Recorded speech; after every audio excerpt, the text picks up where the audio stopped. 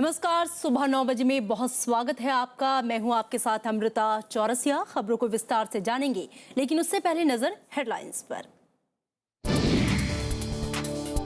NSA स्तर की वार्ता पर असमंजस बरकरार। विदेश मंत्रालय ने कहा नई शर्तें नहीं हो सकती बातचीत का आधार।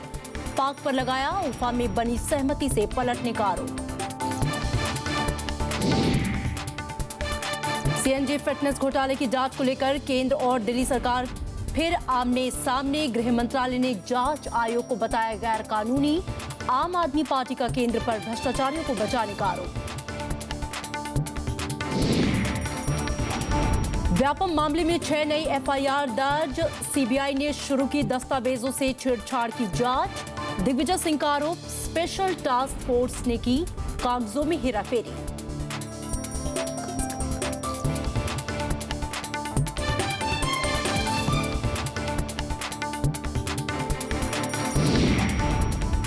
असम में बाढ़ से 8 की मौत। ब्रह्मपुत्र सहित सभी नदियां खतरे के निशान के ऊपर। 19 जिलों के 6 लाख से ज्यादा लोग पीड़ित।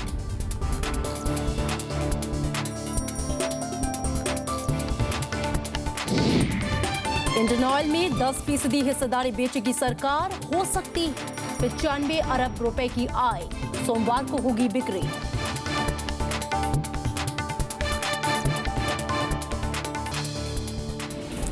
चलिए खबरों को तफसील से जानते हैं। भारत पाकिस्तान के बीच होने वाली एनएसए स्तर की वार्ता पर संकट के बादल मंडराने लगे हैं। भारत ने पाकिस्तान पर हर रोज वार्ता के लिए नई शर्तें थोपने का आरोप लगाया है। साथ ही भारत ने 2 टूक शब्दों में साफ कर दिया है कि वार्ता के पहले पाकिस्तान के अलगाववादियों से बातचीत भारत को मंजूर नहीं है। हालांकि पाकिस्तान अपने रुख पर अड़ा हुआ है। भारत ने कहा है कि पाकिस्तान के राष्ट्रीय सुरक्षा सलाहकार सरताज अजीज का हुर्रियत नेताओं से मुलाकात का हठ उफा में दोनों देशों के प्रधानमंत्रियों के बीच बनी सहमति के खिलाफ है। विदेश मंत्रालय ने साफ किया कि भारत इसकी इजाजत नहीं दे सकता। India remains committed to discussing issues with Pakistan peacefully and bilaterally. In fact, we took the initiative to engage at Ufa, but unilateral imposition of new conditions and distortion of the agreed agenda cannot be the basis for going forward.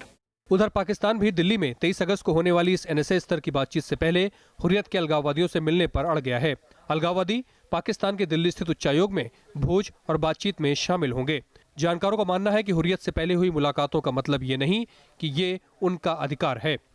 Because you cannot defy the wishes of the host government. Every diplomatic mission in India or any other country has to abide by certain paradigms, certain regulations enshrined in the Vienna Convention. विदेश मंत्रालय के मुताबिक पाकिस्तान के सुरक्षा सलाहकार सरताज अजीज ने 23 अगस्त को दिल्ली पहुंचने और 24 अगस्त को राष्ट्रीय सुरक्षा सलाहकार अजीत डोवाल के साथ बातचीत की पुष्टि की है, लेकिन बातचीत में शामिल एजेंडे की पुष्टि नहीं की गई है। The NSAs were to meet to discuss all issues connected to terrorism. This was the only agenda set for them by the 2 prime ministers. The insistence on meeting Hurriyat as a precondition is also a complete departure from the UFA understanding. India has always held the position that there are only 2 stakeholders in our relationship, not 3. दरअसल हुर्रियत के मामले में भारत की नीति में अब बदलाव आया है। भारत किसी भी हालात में बातचीत में किसी तीसरे पक्ष को शामिल करने का पक्षधर नहीं है और उसने इसी वजह से ये कड़ा रुख दिखाया है। फिलहाल बातचीत का दारोमदार पूरी तरह से पाकिस्तान पर है। राष्ट्रीय सुरक्षा सलाहकारों की बैठक इसलिए रखी गई थी ताकि आतंकवाद और सुरक्षा के मसलों पे दोनों देश संयुक्त रणनीति बना सकें। लेकिन चूंकि पाकिस्तान के दामन पे इन मसलों पर इतने दाग हैं कि वह इससे छुपा नहीं सकता। यही वजह है कि हुर्रियत के बहाने वह इस वार्ता को टालना चाहता है। राज्यसभा टेलीविजन के लिए दिल्ली से अखिलेश सुमन। एनएसए वार्ता से पहले पाकिस्तान के रवैये पर गृहमंत्री राजनाथ सिंह ने कड़ा ऐतराज जताया है। गृहमंत्री ने कहा कि दोनों देशों के बीच एनएसए वार्ता सिर्फ और सिर्फ आतंकवाद के मुद्दे पर होगी। उन्होंने कहा कि भारत पाकिस्तान के साथ बातचीत करना चाहता है, लेकिन बातचीत रूस के उफा में दोनों देशों के प्रधानमंत्रियों के बीच हुई बातचीत के आधार पर ही होगी। हम लोगों ने अपना स्टैंड क्लियर कर दिया है। भारत बातचीत करेगा, ये एनएसए स्तर की जो बातचीत होगी वह टेरर के मुद्दे पर होगी। Talk on terror. Bharat Pakistan के बीच एनएसए स्तर की बातचीत को लेकर जहां गृह मंत्री ने कड़ी प्रतिक्रिया व्यक्त की, तो वहीं विपक्षी कांग्रेस ने सरकार की विदेश नीति को भटकी हुई करार दिया। उधर जम्मू कश्मीर में विपक्षी दल नेशनल कॉन्फ्रेंस ने भी सरकार को पाकिस्तान के बारे में नीति को साफ करने को कहा है। मोदी हमेशा कहते थे कि हम जो कुछ भी हमारे देश पे अगर कोई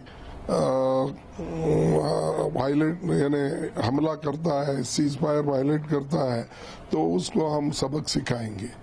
तो आज वो दिख रहा नहीं उनमें, क्योंकि इसका मतलब लड़ाई करो बोल के हम नहीं कहते।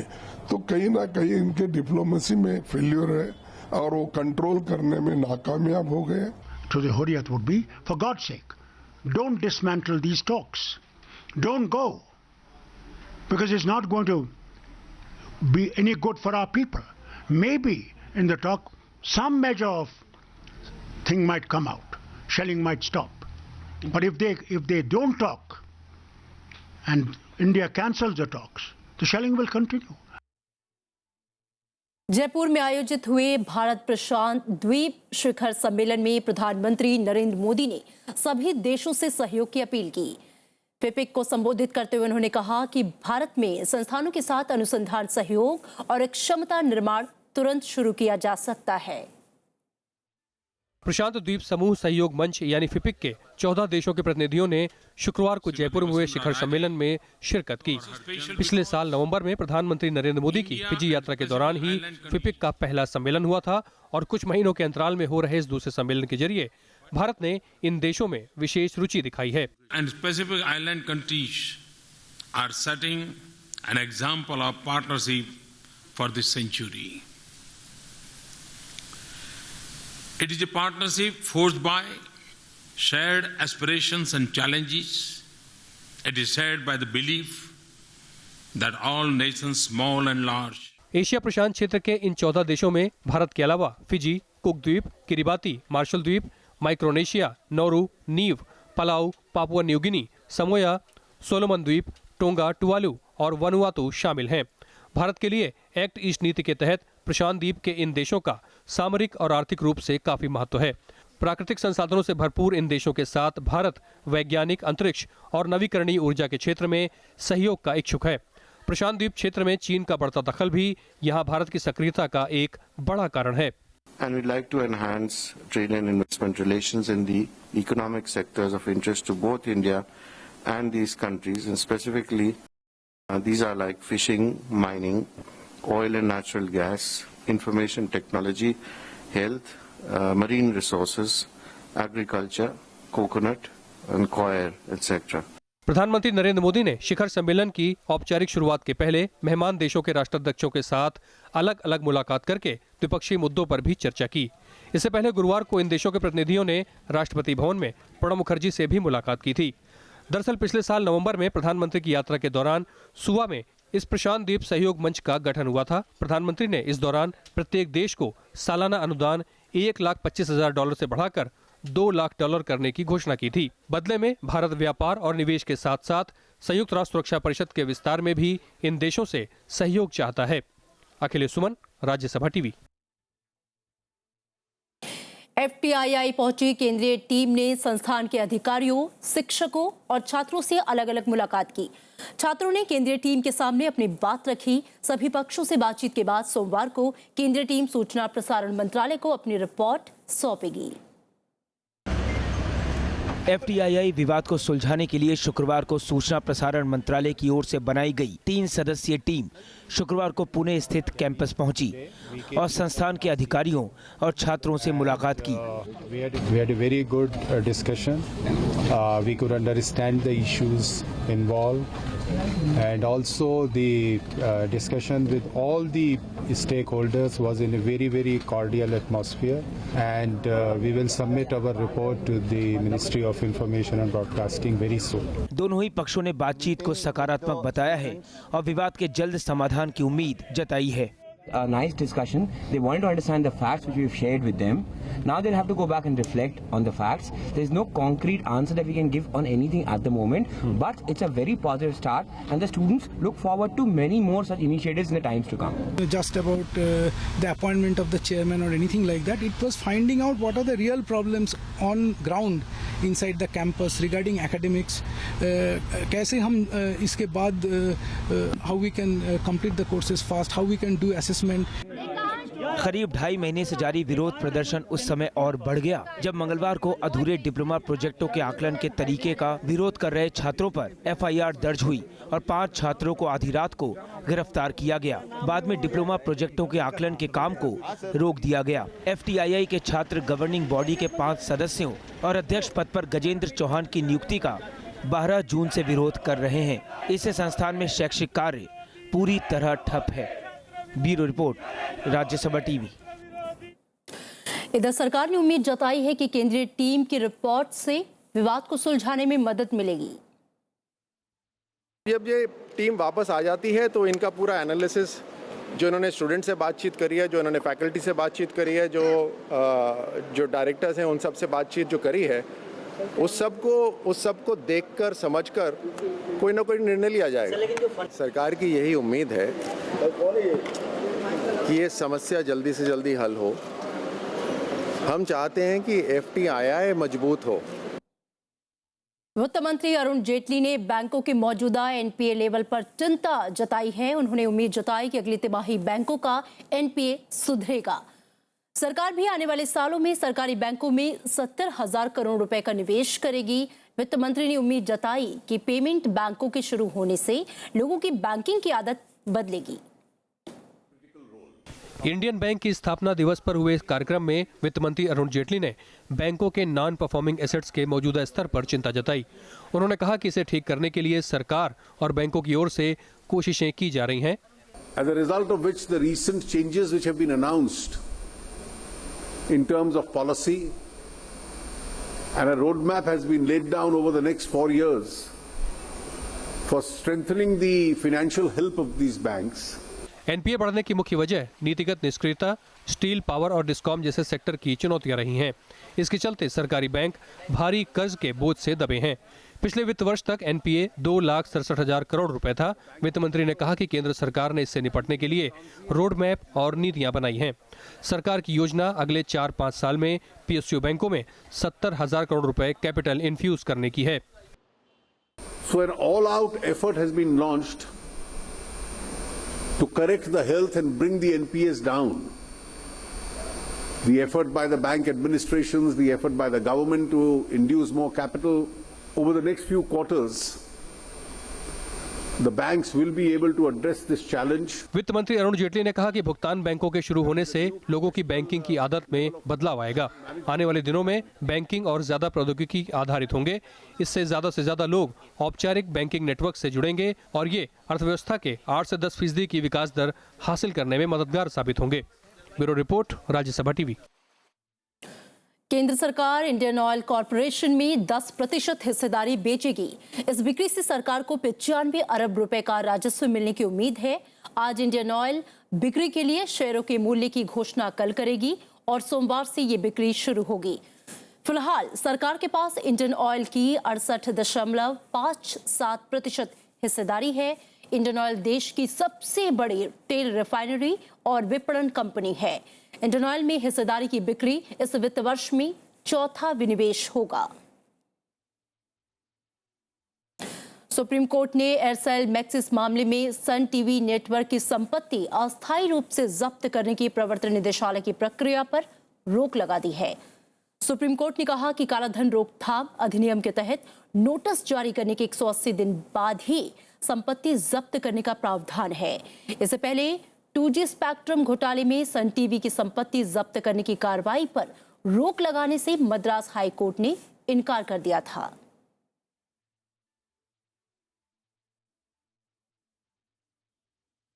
यहाँ रुकेंगे एक ब्रेक के लिए और ब्रेक के बाद आगे देखिए, यमन में सऊदी गठबंधन सेना के हवाई हमलों में 65 की मौत।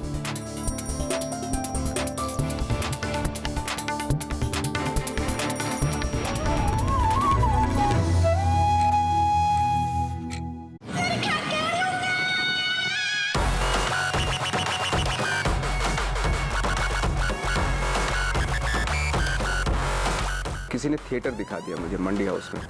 वहाँ प्ले देखने के बाद मैंने डिसाइड किया कि आई थिंक ये चीज़ है जिसको मैं चाह रहा था करना, लेकिन कर कुछ और रहा था। तो अपना अखबार काहे नहीं छाप देते? अखबार निकालना इतना आसान काम है क्या? पहाड़ तोड़े से भी मुश्किल है का। कहते हैं स्टार का एक एटीट्यूड होता है, मैं उसमें कंफर्टेबल फील नहीं करता हूँ। मुझे लगता है कि मेरा जॉब है, लोग जानेंगे, इज्जत भी देंगे, और बिकॉज ऑफ माई प्रोफेशन। जी हाँ, मैं हूँ नवाजुद्दीन सिद्दीकी और आप मुझसे मिलिए प्रोग्राम गुफ्तगू में। देखिए गुफ्तगू सिर्फ राज्यसभा टीवी पर।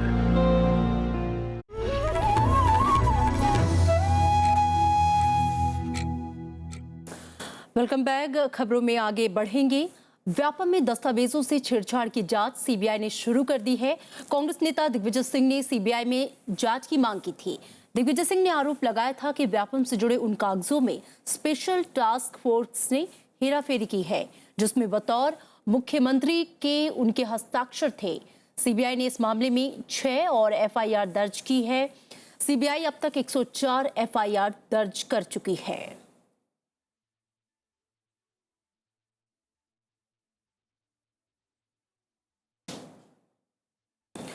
और अब से कुछ ही देर पहले बस्तर की दरभा घाटी में नक्सली हमला हुआ है। इस हमले में एसटीएफ का एक जवान शहीद हो गया है और 2 जवान घायल हो गए। हमला घात लगाकर किया गया और इस बारे में आपको और ज्यादा जानकारी देंगे, लेकिन आपको बता दें कि ये बड़ी घटना हुई है। फिलहाल आपको हम दोबारा बता रहे हैं कि ये घटना हुई है जहां पर बताया जा रहा है कि एक जवान शहीद हो गया है। इस वक्त की बड़ी घटना है। बस्तर घाटी में ये नक्सली हमला हुआ है। जो जानकारी मिली है वो ये कि घात लगाकर प्री प्लान तरीके से यह है।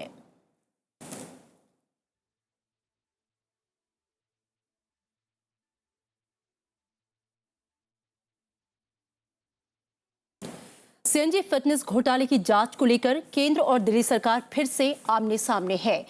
केंद्रीय गृह मंत्रालय ने मामले की जांच के लिए दिल्ली सरकार की ओर से गठित जांच आयोग को गैर कानूनी करार दिया। उपराज्यपाल कार्यालय की ओर से जारी विज्ञप्ति में कहा गया है कि दिल्ली सरकार को संविधान के विभिन्न प्रावधानों और कमीशंस ऑफ इंक्वायरी एक्ट 1952 के तहत इस तरह के जांच आयोग बनाने का अधिकार नहीं है। विज्ञप्ति में यह भी कहा गया कि दिल्ली की भ्रष्टाचार निरोधक शाखा इस पूरे मामले की नए सिरे से जांच कर रही है और उसे प्राथमिकता के आधार पर जांच पूरा करने को कहा गया है। दिल्ली सरकार ने 11 अगस्त को मामले की जांच कराने के लिए दिल्ली हाई कोर्ट के सेवानिवृत्त न्यायाधीश की अगुवाई में एक सदस्यीय आयोग के गठन का ऐलान किया था। ये बड़ी हैरानी की बात है कि दिल्ली सरकार के जो अधिकार क्षेत्र में है, भ्रष्टाचार के खिलाफ लड़ाई लड़ना, कमीशन ऑफ इंक्वायरी को बनाना, उसको भी पूरी तरीके से नहीं होने दे रहे। तो मुझे लगता है कि भ्रष्टाचारियों के खिलाफ जो आम आदमी पार्टी की लड़ाई है उसको कमजोर करने के लिए ये सारी कुछ कोशिश मोदी सरकार की तरफ से हो रही है। और दिल्ली छावनी से आम आदमी पार्टी विधायक सुरेंद्र सिंह को एनडीएमसी कर्मचारी के साथ मारपीट करने के आरोप में गिरफ्तार किया गया है। दिल्ली पुलिस ने शुक्रवार शाम सुरेंद्र को पूछताछ के लिए बुलाया था, जिसके बाद उन्हें उनके ड्राइवर पंकज और सहायक प्रवीण के साथ गिरफ्तार किया गया। सुरेंद्र सिंह आम आदमी पार्टी के तीसरे विधायक हैं जिन्हें पिछले 2 महीने में गिरफ्तार किया गया है। इससे पहले जून में दिल्ली के पूर्व कानून मंत्री जितेंद्र सिंह तोमर को फर्जी शैक्षणिक डिग्री मामले में गिरफ्तार किया गया था, जबकि एक दूसरे मामले में जुलाई में कोंडली के विधायक मनोज कुमार को गिरफ्तार किया गया था।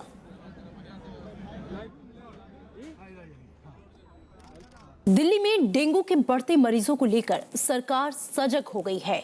आज AIIMS, RML, Lady Hardinge medical college और सफदरजंग अस्पताल की जांच होगी।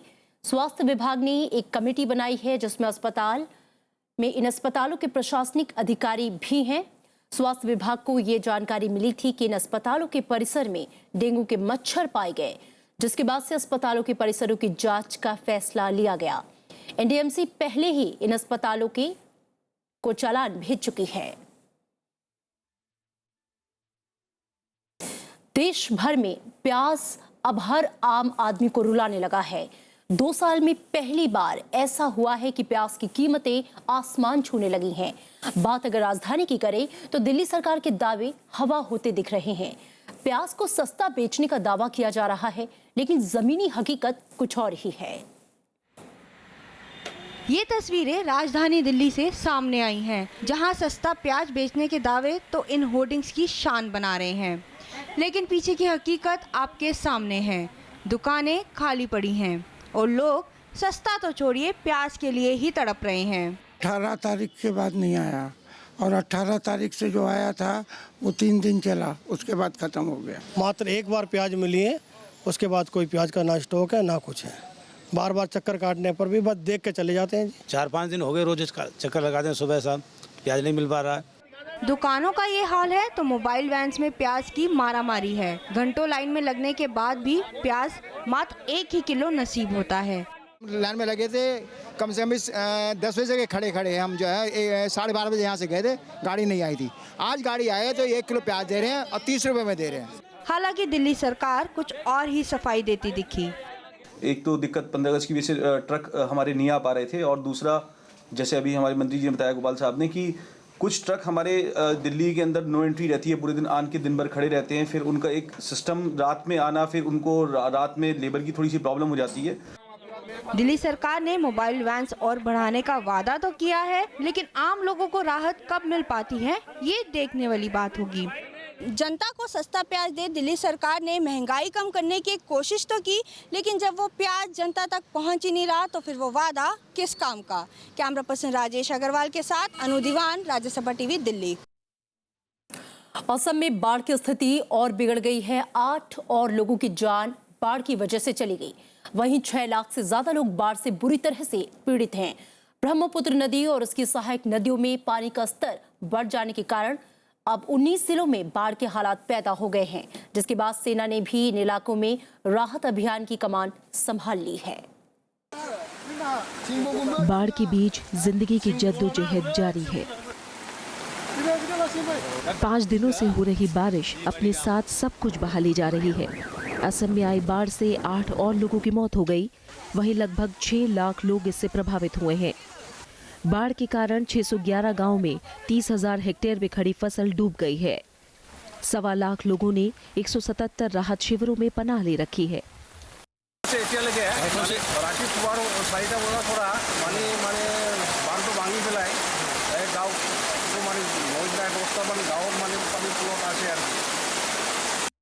जल संसाधन विभाग ने कहा है कि लगातार बारिश के चलते ब्रह्मपुत्र और उसकी सहायक नदियों में पानी का स्तर बढ़ गया है, जिसके चलते अब 19 जिलों में बाढ़ की स्थिति पैदा हो गई है।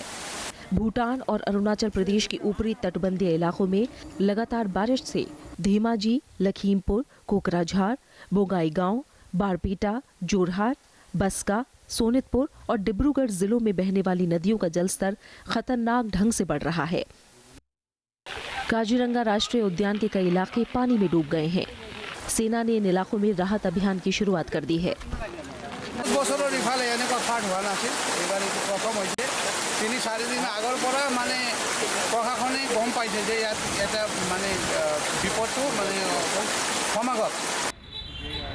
गृह मंत्री राजनाथ सिंह ने कल असम के मुख्यमंत्री तरुण गोगोई से बात करके बाढ़ के हालात की जानकारी ली और मदद का भरोसा दिया। इस साल दूसरी बार आई बाढ़ में अब तक कुल 13 लोगों की जान जा चुकी है। असम से सटे पड़ोसी राज्य पश्चिम बंगाल, अरुणाचल प्रदेश और नागालैंड में भी बारिश का दौर जारी है। Bureau report, Rajya Sabha TV. प्रधानमंत्री नरेंद्र मोदी का आम लोगों की इच्छा पूरी करने की फहरिस्त में कल एक नया नाम जुड़ा। जयपुर में प्रधानमंत्री मोदी ने एक व्यक्ति से मुलाकात की जो पिछले 2 साल से उनसे मिलना चाहता था, और इसके लिए उसने एक प्रतिज्ञा की थी। क्या थी ये प्रतिज्ञा और कैसे हुई ये पूरी देखिए इस रिपोर्ट में। और आखिरकार बलवंत कुमावत ने चप्पल पहन ही ली। जी हाँ, राजस्थान भीलवाड़ा के रहने वाले बलवंत कुमावत ने करीब 2 साल बाद अपनी प्रतिज्ञा पूरी करते हुए प्रधानमंत्री नरेंद्र मोदी से मुलाकात के बाद पैरों में चप्पल डाली। लोकसभा चुनाव से पहले नरेंद्र मोदी के प्रधानमंत्री पद के लिए उम्मीदवार घोषित किए जाने के बाद ही बलवंत कुमावत ने प्रतिज्ञा की थी कि जब तक नरेंद्र मोदी पीएम नहीं बन जाते और वो उनसे मुलाकात नहीं कर लेते, वो नंगे पैर रहेंगे। कल प्रधानमंत्री ने बलवंत से मुलाकात करके उन्हें बधाई दी और उनसे खुद चप्पल पहनने की अपील की। नरेंद्र मोदी ने बलवंत से उनकी ऊर्जा को देश हित में लगाने के लिए कहा। साथ ही उन्हें सलाह दी कि ऐसी प्रतिज्ञा ना करें जो शारीरिक नुकसान का कारण बने। नरेंद्र जी मोदी प्रधानमंत्री के दावेदार के लिए घोषित हुए थे राष्ट्रीय अधिवेशन गोवा के अंदर। तब से मैंने ये प्रण लिया कि वो मोदी जी प्रधानमंत्री बनेंगे और उनके बाद मैं उनसे मिलूंगा, तभी मैं चप्पल धारण करूंगा, बाकी मैं चप्पल धारण नहीं करूंगा। बलवंत प्रधानमंत्री से मिलकर काफी खुश दिखे। Bureau report, Rajya Sabha TV. और अब नजर कुछ अंतर्राष्ट्रीय खबरों पर। यमन के ताइश शहर में सऊदी अरब के नेतृत्व वाली गठबंधन सेना के हवाई हमले में एक ही परिवार के 17 लोगों समेत 65 नागरिक मारे गए। इलाके में काम कर रही सहायता एजेंसी ने बताया है कि मारे गए लोगों में 30 से ज्यादा बच्चे और महिलाएं हैं। यमन के दक्षिण पश्चिमी शहर में हुती विद्रोहियों और सरकार समर्थक सेनाओं के बीच जबरदस्त संघर्ष जारी है। सरकार समर्थक सेनाओं को सऊदी अरब की गठबंधन सेनाएं मदद कर रही हैं।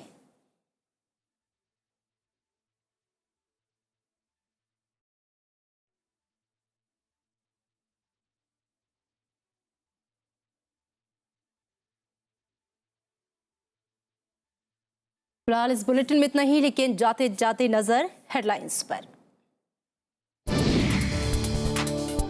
एनएसएस स्तर की वार्ता पर असमंजस बरकरार। विदेश मंत्रालय ने कहा नई शर्तें नहीं हो सकती बातचीत का आधार। पाक पर लगाया उफा में बनी सहमति से पलटने का आरोप। सीएनजी फिटनेस घोटाले की जांच को लेकर केंद्र और दिल्ली सरकार फिर आमने सामने। गृह मंत्रालय ने जांच आयोग को बताया गैरकानूनी। आम आदमी पार्टी का केंद्र पर भ्रष्टाचारियों को बचाने का आरोप। व्यापम मामले में 6 नई एफआईआर दर्ज। सीबीआई ने शुरू की दस्तावेजों से छेड़छाड़ की जांच। दिग्विजय सिंह का आरोप, स्पेशल टास्क फोर्स ने की कागजों में हेराफेरी। असम में बाढ़ से 8 की मौत। ब्रह्मपुत्र सहित सभी नदियां खतरे के निशान के ऊपर। 19 जिलों के 6 लाख से ज्यादा लोग पीड़ित। इंडियन ऑयल में 10% हिस्सेदारी बेचेगी सरकार। हो सकती है 95 अरब रुपए की आय। सोमवार को होगी बिक्री।